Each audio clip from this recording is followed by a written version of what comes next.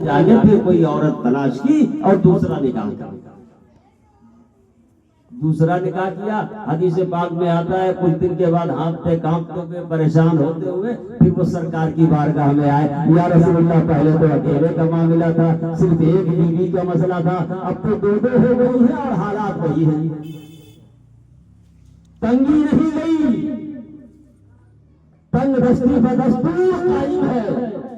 اللہ کے پیغمبر ارشاد فرماتے جا تیسری بھی شادی کر لے. زبان نبوت ہے یہ. اس سے کہہ دیا تھا حضور نے, اس نے تنگ دستی کی شکایت کی تو حضور نے مالداری کا نسخہ بتا دیا شادی. اور حضور جو نسخہ بتائیں وہ فیل نہیں ہوتا.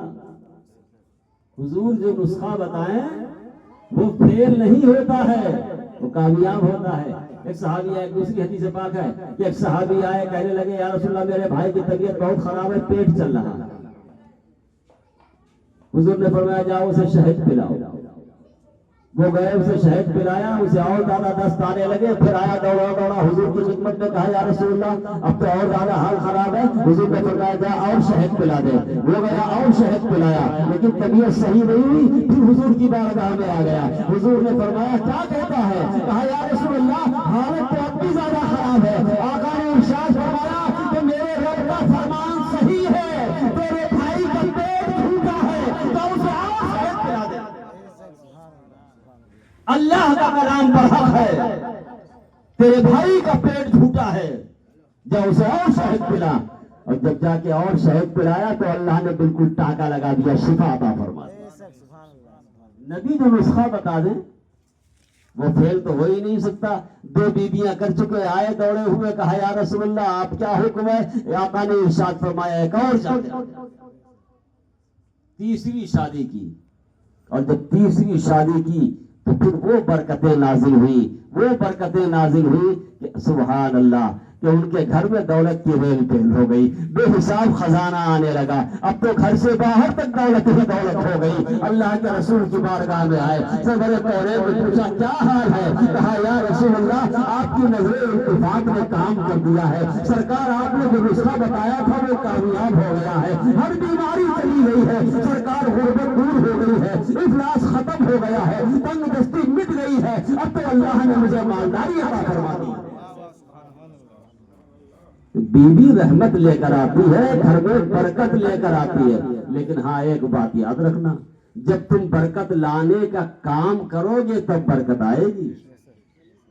جب رحمت لانے والا کام کرو گے تب رحمت آئے گی. اب تم تو کر رہے ہو سنت, شادی نکاح سنت ادا کر رہے ہو, اور سنت میں لے آئے گھر میں شیطان. آتا ہے کہ نہیں آتا ہے؟ رات بھر عورتیں گھڑبڑ پتہ نہیں کیا کرتی رہتی, پیٹتی رہتی ہیں, اور نہ جانے کیا کیا چلاتی رہتی ہیں. ایسے گیت اللہ بہتر جانے کون سی کتاب میں لکھے, آج تک کوئی ان کے گیتوں کی کتاب ہی نہیں ملی. اور ہر عورت کو یاد ہے, 6 مہینے بعد گائے گی پھر بھی یاد, 2 سال کے بعد گائے گی پھر بھی یاد. ہمارے حافظ جی رمضان میں 1 سال نہ سنائے تو قرآن بھول جاتے ہیں, ان کا گیت نہیں بھولتا, وہ یاد رہتا ہے. شادی سنت ہے نا, سنت ہے. حضور نے فرمایا نکاح من سنتی, نکاح کرنا میری سنت ہے. اللہ کو پسند ہے, اللہ کے رسول کو پسند ہے. اللہ کے رسول فرماتے جو طاقت رکھتے ہوئے, قوت رکھتے ہوئے, استطاعت رکھتے ہوئے, کھلانے پلانے کی ہمت رکھتے ہوئے اگر شادی نہ کرے تو پھر وہ ہمارا نہیں.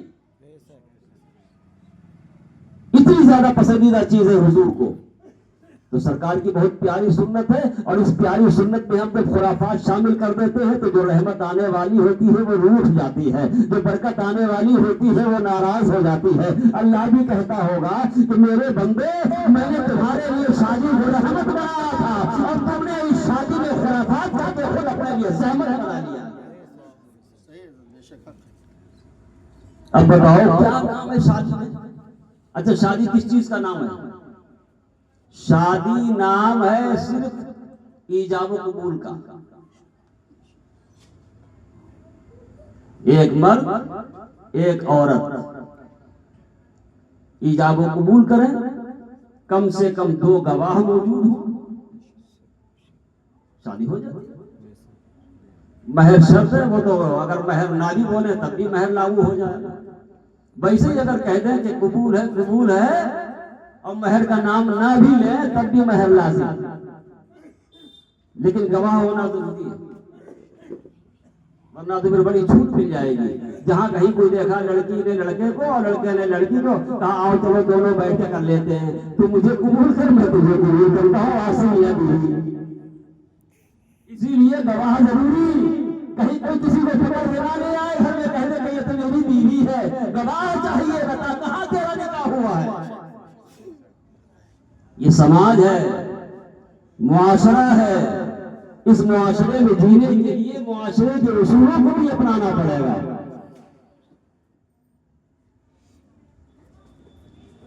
تو شادی کرنا سنت، اور شادی میں مصطفیٰ جان رحمت صلی اللہ علیہ وسلم کے طریقوں کو اپنانا بھی سنت. تو جب شادی سنت کی جائے گی، ان کے طریقے اپنائے جائیں گے، تو اسی شادی میں رحمت بھی ہوگی، اسی شادی میں برکت بھی ہوگی. اور اگر ان کے طریقے کو چھوڑ کر شادی کی جائے گی تو پھر اس میں زحمت ہی زحمت ہوگی. کتنے ماں باپ پریشان ہیں کہ میری بہو میرا کہنا نہیں مانتی، میری پتوہ میری بات نہیں سنتی اور ساس کی بات نہیں سنتی. کتنے لوگ پریشان ہیں.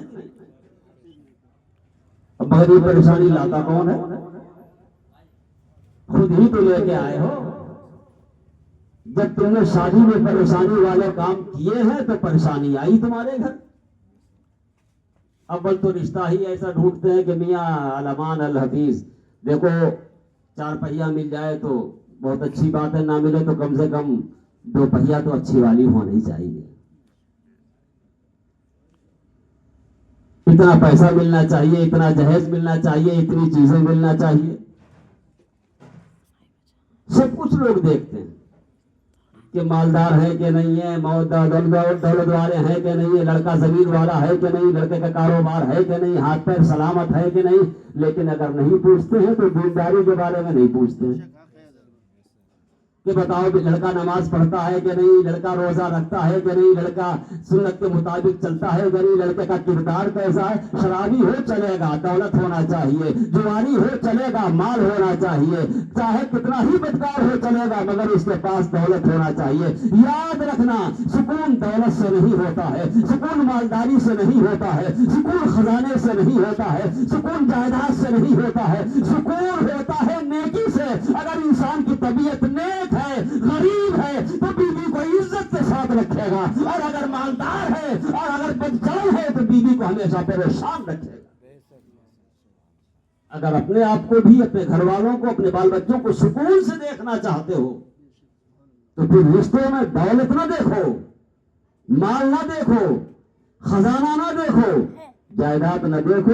یہ دیکھو کہ حافظ قرآن ہے کہ نہیں ہے، عالم دین ہے کہ نہیں ہے، اور کم سے کم نمازی ہے کہ نہیں ہے، کم سے کم عبادت کرنے والا ہے کہ نہیں ہے، اللہ سے ڈرنے والا ہے کہ نہیں. یہ چیز دیکھو. اور جب یہ چیز دیکھو گے تو پھر اللہ تعالیٰ اپنے فضل سے اس غریب کو بھی مالدار بنا دے گا جس سے تم یہ دیکھ کر اس کے ساتھ شادی کرو گے. دولت کیا چیز ہے؟ یہ 4-5 لوگ یہاں بیٹھے ہیں، آپ پورے ضلع کے علماء اور حافظوں کا رجسٹر بناؤ، عالموں اور حافظوں کا رجسٹر بناؤ، اور ایک اپنے لوگوں کا رجسٹر بنا لو جو عالم حافظ نہ ہو. پھر مجھے یہ بتانا کہ کتنے عالموں نے اپنے باپ کے اوپر ڈنڈا چلایا ہے، کتنے عالموں نے اپنی ماں کو مارا ہے.